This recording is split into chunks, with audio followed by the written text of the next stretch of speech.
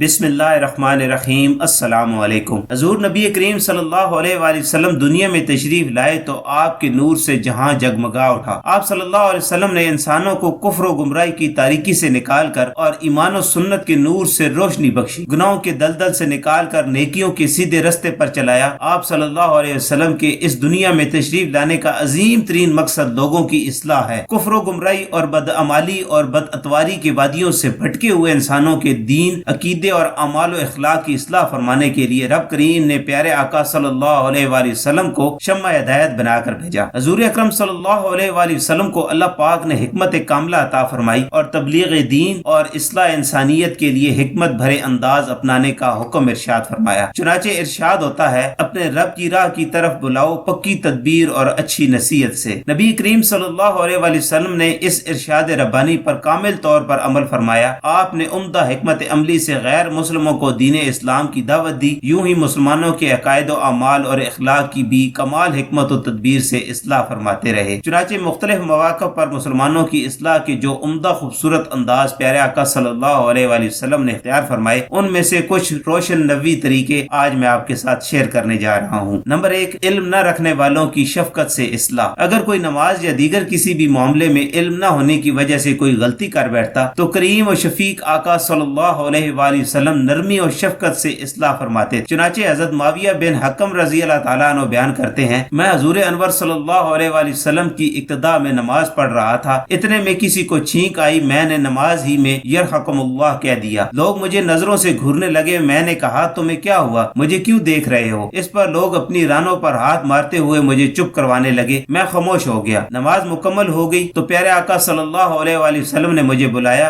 حضور پر میرے ماں باپ فدا، میں نے آپ سے زیادہ اچھے انداز میں سکھانے والا کوئی نہ دیکھا۔ آپ نے نہ مجھے مارا اور نہ برا بلا کہا، بلکہ فرمایا یہ تو نماز ہے، اس میں لوگوں کی گفتگو والی کوئی چیز درست نہیں ہوتی، نماز تو تسبیح، تکبیر اور تلاوت کا نام ہے۔ نمبر 2، افراد کی نشاندہی کیے بغیر اصلاح۔ افراد کی نشاندہی کیے بغیر تذکرہ فرمانے کا انداز قرآن کریم میں بھی جا بجا موجود ہے، جیسا کہ ارشاد ہوتا ہے، جس کا ترجمہ ہے، اور ان میں کوئی وہ ہے کہ اگر ایک اشرفی اس کے پاس امانت رکھے تو وہ تجھے پھیر کر نہ دے گا مگر جب تک تو اس کے سر پر کھڑا رہے۔ پیارے آقا صلی اللہ علیہ وآلہ وسلم کا ایک پیارا انداز یہ تھا کہ لوگوں کی غلطی کی طرف توجہ دلاتے اور اصلاح فرماتے، لیکن یہ بیان نہ فرماتے کہ غلطی کس سے واقع ہوئی۔ یہ انداز اختیار کرنے سے ایک فائدہ یہ بھی ہوتا کہ اصلاح بھی ہو جاتی اور متعلقہ فرد کے دل میں کوئی بات بھی نہیں آتی۔ چنانچہ حضرت عائشہ صدیقہ رضی اللہ تعالی عنہا بیان کرتی ہیں کہ رسول اللہ صلی اللہ علیہ وآلہ وسلم کو کسی شخص کے متعلق کوئی بات پہنچی تو اس سے یوں نہ فرماتے تھے کہ تم نے ایسا ایسا کیا، بلکہ فرماتے تھے کہ ان لوگوں کا کیا معاملہ ہے جو ایسا ایسا کرتے ہیں۔ نمبر 3، غلط فہمی کی اصلاح۔ بعض اوقات غلطی کی بنیاد غلط فہمی ہوتی ہے اور وہ غلط فہمی دور کر دی جائے تو آدمی اپنی غلطی کو درست کر لیتا ہے۔ پیارے آقا صلی اللہ علیہ وآلہ وسلم بھی اس مبارک انداز کو اختیار فرماتے تھے۔ چنانچہ روایت ہے کہ نبی کریم صلی اللہ علیہ وآلہ وسلم نے ایک شخص کو صدقہ لینے پر مامور فرمایا، جب وہ واپس آئے تو بولے یہ آپ کا ہے اور یہ مجھے تحفے میں دیا گیا ہے۔ نبی کریم صلی اللہ علیہ وآلہ وسلم منبر پر تشریف فرمائے اور اللہ پاک کی حمد و ثنا کے بعد ارشاد فرمایا، اس عامل کا کیا معاملہ ہے جسے ہم بھیجتے ہیں اور وہ آ کر کہتا ہے کہ یہ تمہارا ہے اور یہ میرا ہے، تو پھر وہ اپنے باپ اور ماں کے گھر ہی کیوں نہ بیٹھا رہا کہ دیکھتا کیا اسے تحفے دیا جاتا ہے یا نہیں۔ اس ذات کی قسم جس کے قبضہ قدرت میں میری جان ہے، ایسا شخص قیامت کے دن اس چیز کو اپنی گردن پر لاد کر لائے گا، اگر اونٹ ہے تو وہ بلبلاتا ہوگا، گائے ہے تو ڈکراتی ہوگی اور بکری ہے تو منمناتی ہوگی۔ اس حدیث کی شرح میں مفتی احمد یار خان نعیمی رحمۃ اللہ تعالی علیہ فرماتے ہیں، یعنی یہ نذرانہ نہیں ہے بلکہ رشوت ہے کہ اس کے ذریعے صاحب نصاب آئندہ اصل زکوٰۃ سے کچھ کم کروانے کی کوشش کریں گے۔ نمبر 4، الفاظ کی اصلاح۔ دین اسلام میں جہاں دلی ارادوں کی اہمیت ہے وہیں زبانی جملوں اور لفظوں کی بھی بڑی اہمیت ہے۔ ہمارے پیارے آقا صلی اللہ علیہ وآلہ وسلم لوگوں کے ارادوں اور کاموں کی درستی کے ساتھ ساتھ لفظوں کی بھی اصلاح فرماتے تھے۔ چنانچہ حضرت عائشہ رضی اللہ تعالی عنہا بیان کرتی ہیں، رسول اللہ صلی اللہ علیہ وآلہ وسلم نے فرمایا، تم میں سے کوئی یہ نہ کہے کہ میرا نفس خبیث ہو گیا ہے، بلکہ یہ کہے کہ میرا نفس پریشان ہو گیا ہے۔ مفتی احمد یار خان نعیمی رحمۃ اللہ تعالی علیہ اس کی وضاحت کرتے ہوئے فرماتے ہیں کہ خبث فساد عقیدہ پر بھی بولا جاتا ہے، کفر بے دینی خبائث ہیں، لہذا اپنے لیے یہ لفظ مشترک استعمال نہ کرو کہ اس میں ایک معنی سے اپنے کفر یا بے دینی کا اقرار ہے۔ یوں ہی حضرت عائشہ صدیقہ رضی اللہ تعالیٰ بیان کرتی ہیں کہ نبی کریم صلی اللہ علیہ وآلہ وسلم کی بارگاہ میں کچھ یہودی آئے اور انہوں نے کہا تم موت ہو۔ نبی کریم صلی اللہ علیہ وسلم نے جواب دیا تم پر ہو۔ حضرت حضرت عائشہ صدیقہ رضی اللہ تعالیٰ عنہ نے ان یہودیوں کو جواب دیتے ہوئے کہا تمہارے اوپر موت ہو، اللہ پاک تم پر لعنت اور تم پر غضب فرمائے۔ حضور اکرم صلی اللہ علیہ وسلم نے ارشاد فرمایا عائشہ جانے دو اور نرمی اختیار کرو، بد اخلاقی اور بدگوئی سے بچو۔ حضرت عائشہ رضی اللہ تعالیٰ عنہ نے عرض کی جو انہوں نے کہا وہ حضور سماعت نہیں فرمایا؟ ارشاد فرمایا کیا تم نے وہ نہیں سنا جو میں نے کہا؟ میں نے بھی وہی بات ان پر لوٹا دی، بس ان کے بارے میں میرے الفاظ شرف قبولیت حاصل کر گئے اور میرے بارے میں ان کے الفاظ قبول نہیں ہوئے۔ نمبر 5، چھپے لفظوں سے اصلاح۔ پیارے آقا صلی اللہ علیہ وآلہ وسلم کی مبارک سیرت میں یہ حکمت بھرا انداز بھی ملتا ہے کہ ہر جگہ صریح لفظوں سے بات نہیں کی جاتی ہے، بعض اوقات چھپے لفظوں سے بات کرنے میں زیادہ اثر ہوتا ہے۔ چنانچہ حضرت حکیم بن احزام رضی اللہ تعالیٰ عنہ بیان کرتے ہیں میں نے رسول اللہ صلی اللہ علیہ وسلم سے مانگا، آپ نے عطا فرمایا، میں نے پھر مانگا، آپ نے مجھے پھر عطا فرمایا، میں نے پھر مانگا، آپ نے مجھے اور عطا فرمایا۔ پھر مجھ سے فرمایا اے حکم یہ مال سبز باغ ہے، ظاہر میں بڑی میٹھی چیز ہے، جو اسے دلی بے نیازی سے لے گا اسے اس مال میں برکت ہوگی، اور جو اسے نفسانی لالچ سے لے گا اسے برکت نہ ہوگی، اور وہ اس کی طرح ہوگا جو کھانا کھاتا ہے لیکن اس کا پیٹ نہیں بھرتا، اوپر والا ہاتھ نیچے والے ہاتھ سے بہتر ہے۔ اس حکمت بری نصیحت کا یہ اثر ہوا کہ حضرت حکیم بن احزام رضی اللہ تعالیٰ عنہ نے عرض کی یا رسول اللہ صلی اللہ علیہ وسلم اس ذات کی قسم جس نے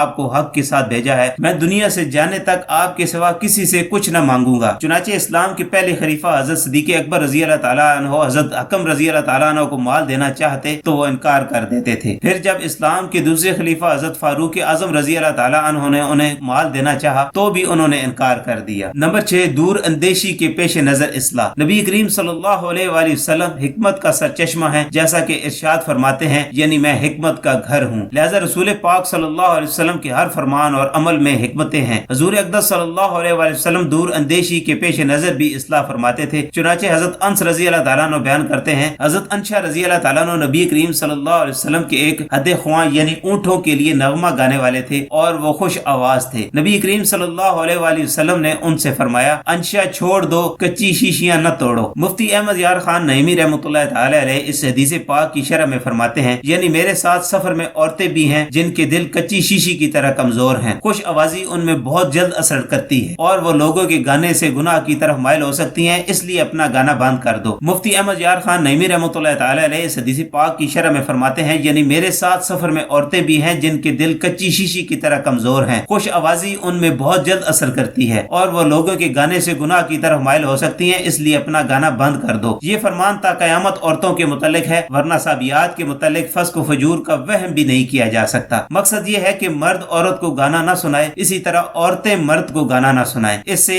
عشق و بدماشی پیدا ہوتی ہے۔ حضور کا ہر فرمان حق ہے، عورت کا دل کچی شیشی کی طرح کمزور اور جلد اثر لینے والا ہوتا ہے، اس لیے اسلام نے گانا بجانا حرام کیا۔ نمبر 7، لوگوں کے مرتبے کے مطابق اصلاح۔ لوگوں کے ساتھ ان کے مقام و مرتبے کے مطابق پیش آنا چاہیے۔ نبی کریم صلی اللہ علیہ وآلہ وسلم ارشاد فرماتے ہیں یعنی لوگوں کو ان کے درجوں پر رکھو، سب لوگوں کے ساتھ ایک ہی انداز نہیں رکھا جاتا، یہاں تک کہ حدود کے علاوہ معاملات میں عزت داروں کو معافی دینے کا ارشاد فرمایا گیا ہے۔ چنانچہ حدیث شریف میں ہے کہ عزت داروں کی غلطیاں معاف کر دو سوائے حدود کے، ان کی تعزیر ادنا درجے کی ہوگی کہ قاضی ان سے اتنا ہی کہہ دے کہ آپ نے ایسا کیا، ایسوں کے لیے اتنا کہہ دینا ہی باز آنے کے لیے کافی ہے۔ ہمارے پیارے آقا صلی اللہ علیہ وآلہ وسلم لوگوں کے مرتبے کے مطابق اصلاح فرماتے تھے۔ چنانچہ حضرت ابو مسعود انصاری رضی اللہ تعالیٰ عنہ بیان کرتے ہیں کہ میں اپنے غلام کی پٹائی کر رہا تھا کہ میں نے اپنے پیچھے سے ایک آواز سنی ابو مسعود یاد رکھو اللہ تم پر اس سے زیادہ قادر ہے جتنے تم اس پر ہو۔ میں نے پیچھے مڑ کر دیکھا تو وہ حضور اکرم صلی اللہ علیہ وآلہ وسلم تھے۔ میں نے عرض کی یا رسول اللہ صلی اللہ علیہ وسلم یہ اللہ پاک کے لیے آزاد ہے۔ پیارے آقا مدینے والے مصطفیٰ صلی اللہ علیہ وآلہ وسلم نے فرمایا اگر تم یہ نہ کرتے تو تم کو آگ جلاتی، یا فرمایا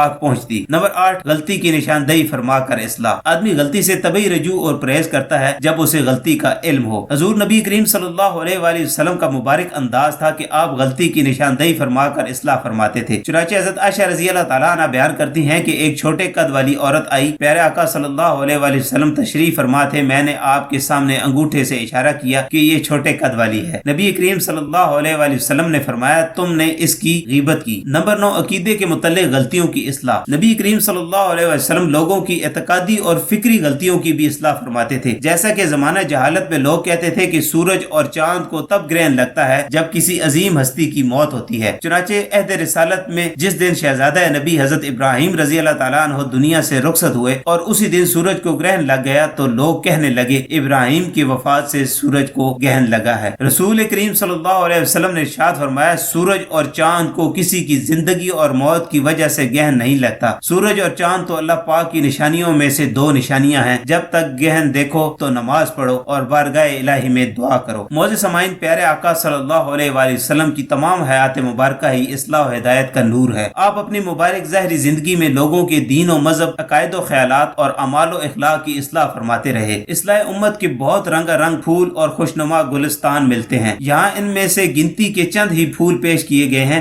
اللہ پاک سے دعا ہے کہ وہ ہمیں حقیقی معنوں میں سیرت مصطفیٰ کی پیروی کرنے کی توفیق عطا فرمائے، آمین۔ آج کی ویڈیو آپ کو پسند آئی ہے تو اس کو لائک کریں اور دوسروں کے ساتھ شیئر کریں، اور ایسی ویڈیوز کے لیے ہمارے چینل کو سبسکرائب کریں۔ ملتے ہیں نیکسٹ ویڈیو میں، تب تک کے لیے اپنا اور اپنے ارد گرد کے لوگوں کا بہت سارا خیال رکھیں۔ اللہ حافظ۔